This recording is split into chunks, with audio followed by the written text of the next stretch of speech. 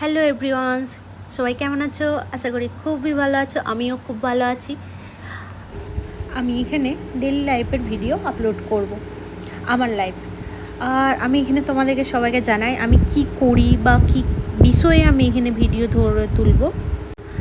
আমি আসলে পেশায় বলতে গেলে বিউটিশিয়ান উইথ মেকআপ আর্টিস্ট। রোজ দিন এই ধরনেরই ছোটোখাটো ভিডিও আমি যতটা পারবো তোমাদের সামনে ধরে তুলব। আমার সেদিন একটা ব্রাইডালের বুকিং ছিল, তো আমি ফার্স্ট এটাই ভিডিওটা ভাবলাম পোস্ট করি। এটা আমার ভিডিওটা করা ছিল। আসলে আমার বাড়িটাও এখানে বলে দিই, যারা আশেপাশে থেকে দেখছো তারা সবাই জানো যে আমার জামুরিয়াতে পার্লার আছে। আর আমি এটা সাজাতে গেছিলাম পনিহাটি। যারা জামুরিয়াতে থাকো তারা অবশ্যই জানবে যে পনিহাটিটা কোথায়। অনেকটাই সামনে, জামুরিয়ার 5 থেকে 10 মিনিটের রাস্তা বলতে পারো।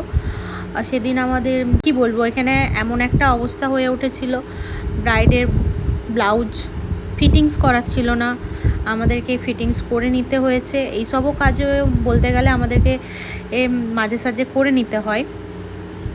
শুধু মেকআপ করছি বলেই না, মেকআপের সঙ্গে সাইডে টুকিটাকি এইসব কাজ না করলে হয়ে ওঠে না। ভালোভাবে আমরা সেলাই জানি না ঠিকই, কিন্তু যতটা দরকার ব্রাইডের ওইটুকু আমি সেলাইয়ের ব্যবস্থা করে দিয়েছিলাম। আমার সঙ্গে যে গিয়েছিল সে এই স্টাফ আমার সেলাইটা করে দিয়েছিল। আর এই আমার হলো ফাইনাল লুক, দেখো কীরকম লাগছে।